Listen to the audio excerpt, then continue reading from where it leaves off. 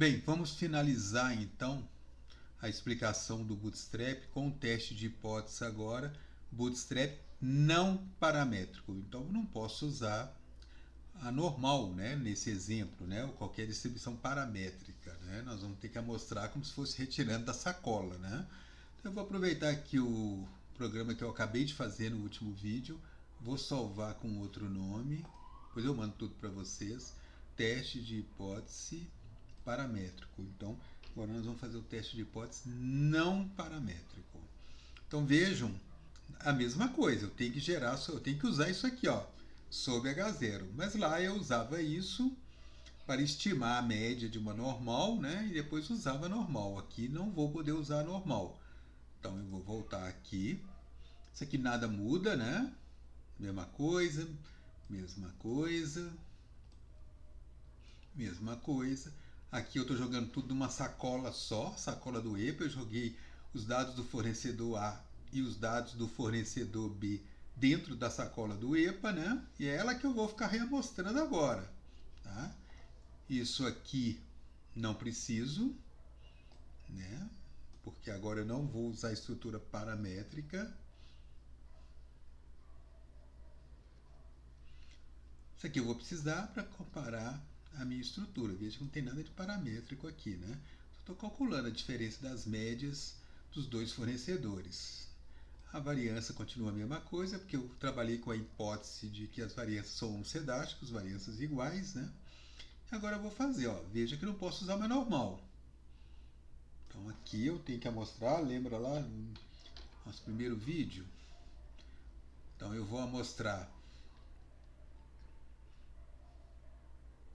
os valores que estão em D, que é as duas, né, amostras de 40 de cada produtor numa mesma sacola. Vou tirar 40 e é com reposição, né?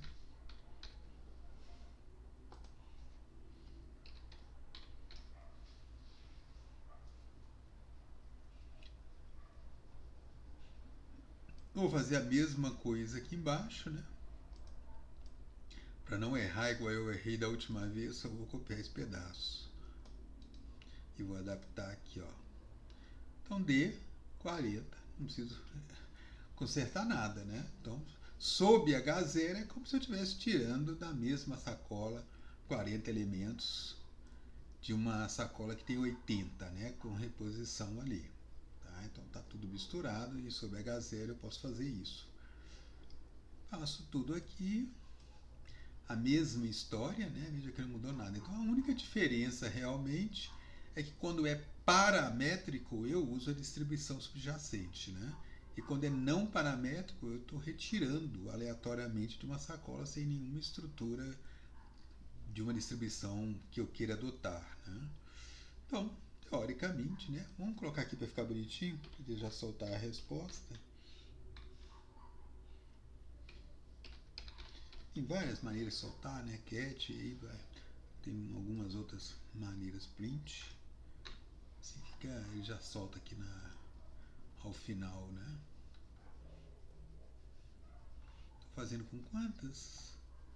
1 milhão, né? É 1 milhão. Mas já está de bom tamanho, né? Então essa estrutura aqui é não paramétrica. Relembrando, né? Quando você não tem argumentos para defender uma estrutura paramétrica, uma distribuição, por exemplo, da população normal, e você realmente não consegue defender isso, ou qualquer outra distribuição, você pode usar uma estrutura não paramétrica, que é o que eu estou fazendo aqui.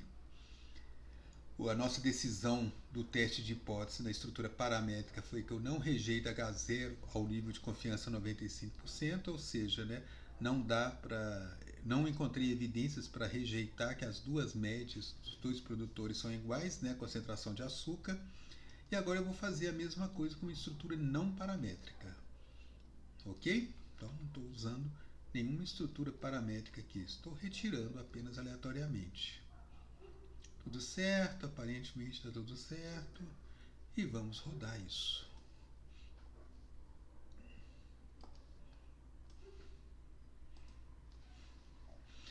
Demora um pouquinho, né?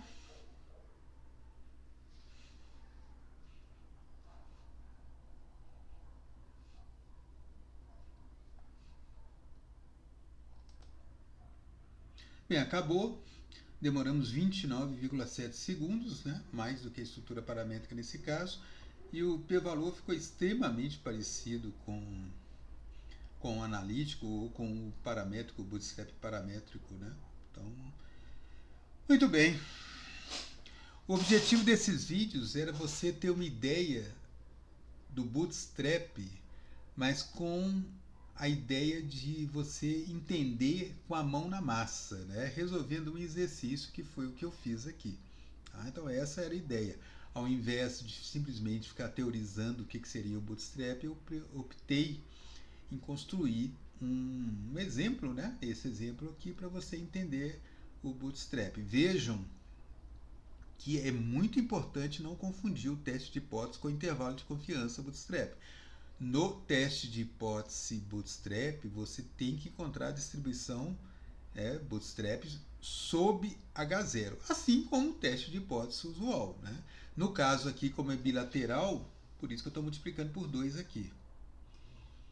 Então, assim, você pode usar essa estrutura para fazer diversos testes. Né? Por exemplo, suponha que eu não quisesse testar que a média de A é igual à média de B, eu quisesse testar que a mediana de A é igual à mediana de B. Um teste difícil, nem saberia aqui de cabeça falar com o que eu usaria. Aí você poderia usar essa estrutura de bootstrap. Tá? Então, outras métricas, modelos mais complicados, em regressão, por exemplo, todos os testes dá para fazer via bootstrap também sem grandes problemas.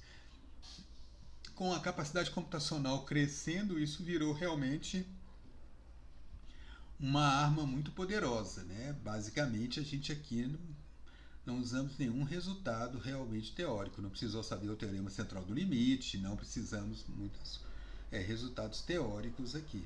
Resultados bem intuitivos foram usados e um pouquinho de programação, né? Sem grandes dificuldades. Muito bem, espero que tenham gostado, que tenham dúvidas, mas quando vocês terminarem regressão, entre regressão e multivariada, eu vou marcar um dia, né, cara, para eventuais dúvidas sobre esses videozinhos, que não são obrigatórios, mas eu acho que pode ser interessante para alguns de vocês. Para na hora que for fazer a monografia, utilizar esse ferramental em outro contexto, né? Que você esteja interessado lá, você esteja com dificuldades, os dados não são normais, aí você pode usar essa estrutura paramétrica que eu acabei de explicar, obviamente adaptando para o seu caso lá e o seu teste desejado. Muito bem, um abraço, tchau.